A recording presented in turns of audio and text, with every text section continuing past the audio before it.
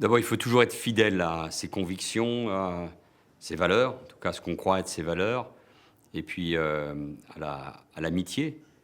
Elnet joue un rôle très important dans la défense et le soutien à Israël, à son existence, à son rôle évidemment dans le monde, à sa relation aussi avec la France et l'Europe. Et moi, je suis venu ici une nouvelle fois, parce que je ne change pas d'opinion ou de critères en fonction de mes responsabilités, au gouvernement ou ailleurs. Et je crois que c'était important de venir affirmer ce soir, une nouvelle fois, la défense de notre modèle démocratique en Europe, mise en cause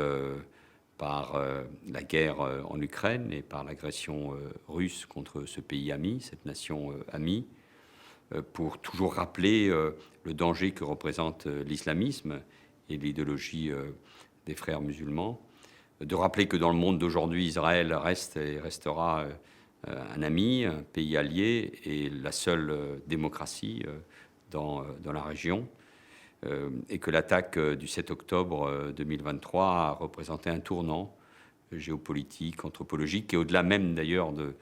cette attaque invraisemblable, de cette horreur, de ce massacre de juifs, le plus grand massacre de juifs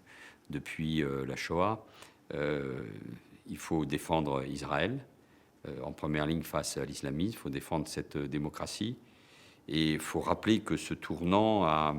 contrairement à ce qu'on aurait pu espérer, a provoqué un tsunami